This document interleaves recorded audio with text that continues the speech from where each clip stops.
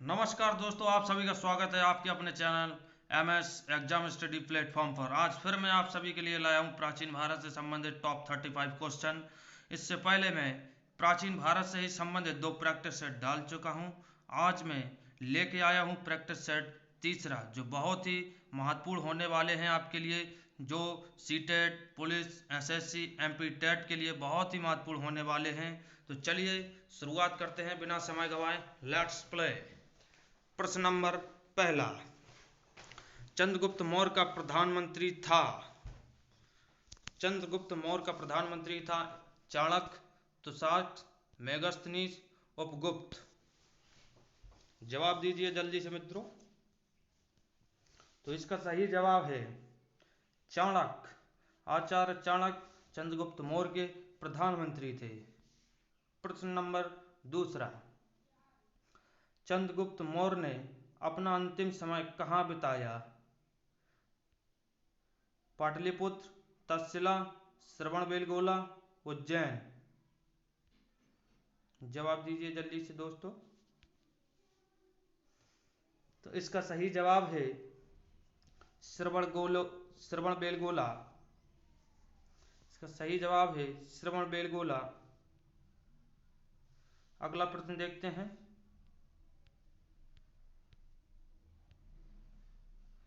Megasthenes किसका राजदूत था। Sikandar, Seleucus, Ghananand, Deimachus. Megasthenes किसका राजदूत था। मेगस्थनीज जो था वो सेल्यूकस का राजदूत था। तो इसका सही जवाब है बी, सेल्यूकस। चलिए अगले प्रश्न की ओर देखते हैं। चंद्रगुप्त मौर्य ने अपने अंतिम दिनों में किस धर्म का अनुयायी बन गया था। मतलब चंद्रगुप्त मौर्य ने अपने अंतिम दिनों में किस धर्म को अपना लिया था। तो इसका जवाब देना है ए वैष्णव, बी शैव, सी बौद्ध या डी जैन। तो इसका सही जवाब है मित्रों डी जैन। चंद्रगुप्त मौर्य ने अपने अंतिम दिनों में जैन धर्म को अपना लिया था और श्रवण बेलगोला में समाधि ले ली थी। अगला प्रश्न है, अर्थशास्त्र किसकी रचना है। अर्थशास्त्र किसकी रचना है। ए कौटिल्य, बी प्लिनी, सी मेगस्थनीज या डी विशाखदत्त। तो अर्थशास्त्र आचार्य कौटिल्य या आचार्य चाणक्य की रचना है। ये राजनीति से संबंधित पुस्तक लिखी गई है आचार्य चाणक्य द्वारा। चलिए अगले प्रश्न की तरफ देखते हैं। अशोक ने कलिंग पर कब आक्रमण किया। अशोक ने कलिंग पर कब आक्रमण किया। 269 ईसा पूर्व, 324 ईसा पूर्व, 261 ईसा पूर्व या 326 ईसा पूर्व। तो इसका सही जवाब है सी, 261 ईसा पूर्व अशोक ने कलिंग पर आक्रमण किया था। अगले प्रश्न की ओर देखते हैं। इंडिका किसकी रचना है। इंडिका किसकी रचना है। ए मेगस्थनीज, बी प्लिनी, सी टॉलमी या डी चंद्रगुप्त मौर्य। जो इंडिका पुस्तक है वो ए मेगस्थनीज की है। मेगस्थनीज द्वारा लिखी गई पुस्तक है ये। अगले प्रश्न की तरफ देखते हैं। बौद्ध धर्म के प्रचार के लिए अशोक ने किसे श्रीलंका भेजा था। बौद्ध धर्म के प्रचार के लिए अशोक ने किसे श्रीलंका भेजा था। ए महेंद्र, उपगुप्त, संघमित्रा या डी ए और सी। तो अशोक ने श्रीलंका भेजा था अपने पुत्र और पुत्री महेंद्र व संघमित्रा को। तो इसका जवाब हो जाएगा डी। इसका सही जवाब है मित्रों डी। अगले प्रश्न की ओर देखते हैं। प्रश्न नंबर 9, अशोक के शिलालेखों को सर्वप्रथम किसने पढ़ा था। अशोक के शिलालेखों को सर्वप्रथम किसने पढ़ा था। जेम्स प्रिंसेप ने, विलियम जोन्स ने, पादरे डी फेंटेलर ने या डी इनमें से कोई नहीं। तो इसका सही जवाब है मित्रों अशोक के शिलालेखों को सर्वप्रथम जेम्स प्रिंसेप ने पढ़ा था? इसका सही जवाब ए है। अगले प्रश्न की तरफ बढ़ते हैं। सांची के स्तूप का निर्माण किसने करवाया था? सांची के स्तूप का निर्माण किसने करवाया था? ए बिंबिसार ने, बी बिंदुसार ने, या सी अशोक ने, या डी पुष्यमित्र शुंग ने? इसका सही जवाब दीजिए मित्रों। तो आपको जानकारी होगी, तो इसका सही जवाब है सी अशोक द्वारा सांची के स्तूप का निर्माण करवाया गया था। बहुत ही इंपॉर्टेंट क्वेश्चन है, कई एग्जामों में पूछा गया है ये क्वेश्चन। अगले प्रश्न की तरफ देखते हैं। अशोक के किस शिलालेख में उसकी कलिंग विजय का उल्लेख मिलता है? अशोक के किस शिलालेख में उसकी कलिंग विजय का उल्लेख मिलता है? ए 13वें, 10वें, 11वें या 9वें? तो इसका सही जवाब है मित्रों 13वें। इसके 13वें शिलालेख में उसकी कलिंग विजय का उल्लेख मिलता है। Question number 12। मौर्य काल में गुप्तचरों को क्या कहा जाता था? मौर्य काल में गुप्तचरों को क्या कहा जाता था? ए संस्था, बी संचार, सी गूढ़पुरुष या डी ये सभी? तो जो मौर्य काल में गुप्तचर होते थे उन्हें मित्रों कहते थे गूढ़पुरुष, जो चुपके से जानकारी देते थे शासकों को अपने। तो इसका सही जवाब सी गूढ़पुरुष था। अगला प्रश्न की ओर देखते हैं। प्रश्न नंबर 13। चंद्रगुप्त मौर्य के महल के अवशेष कहाँ से मिले हैं? चंद्रगुप्त मौर्य के महल के अवशेष कहाँ से मिले हैं? तो इसका सही जवाब होगा मित्रों ए कुम्हरार पटना।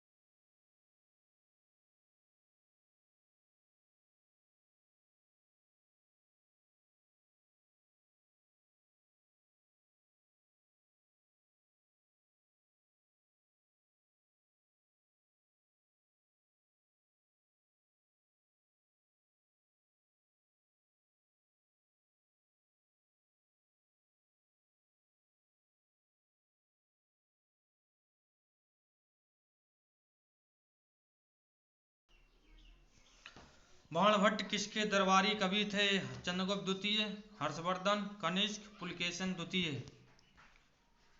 तो इसका सही जवाब है दोस्तों, सही जवाब है Harshvardhan, B Harshvardhan. Next question की तरफ बढ़ते हैं। Question number 31। हर्षवर्धन की राजधानी थी थानेश्वर, उज्जैन, कन्नौज, पाटलिपुत्र। तो इसका सही जवाब है मित्रों, हर्षवर्धन की राजधानी थी वो थी कन्नौज, सी कन्नौज।